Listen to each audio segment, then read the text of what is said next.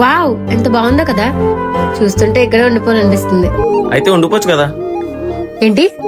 ఆహా, అంటే నీకు నచ్చిన దగ్గర ఉండిపోవచ్చు కదా అని అంటున్నాను. కొన్ని కొన్ని అస్సలు మన చేతుల్లో ఉండవు తెలుసా. మనం అనుకున్నట్టు లైఫ్ ఎప్పుడూ ఉండదు. ఆ దేవుడికి మనుషులంటే కోపం అనుకుంటా. ఆనందాన్ని ఇచ్చిన కొద్దిసేపటికి బాధను కూడా గుర్తు చేస్తాడు.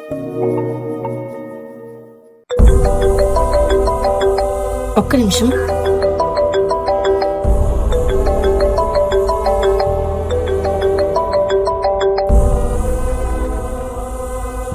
అమ్మా, రేపు వస్తున్నాను. తాతయ్యని మన ఆస్తి పేపర్లు పట్టుకొని వస్తున్నాను, ఓకేనా? ఇలా కాల్ చేసి టార్చర్ చేయకు.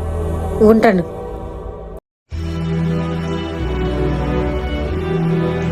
నువ్వు మారిపోయావు అనుకున్నాను. ఇంకా నువ్వు మీ అమ్మ మాయలో ఉన్నావు ఇప్పుడే అర్థమైంది. ఇన్ని రోజులు తాతయ్య మీద ప్రేమ ఉన్నట్టు నటించావు కదా. చా, తప్పునందు. తాతయ్య మీద ఇష్టం లేని ప్రేమ ఉన్నట్టు నటించడం మహాపాపమే. ఒకసారి నా మాట విని దుర్గా.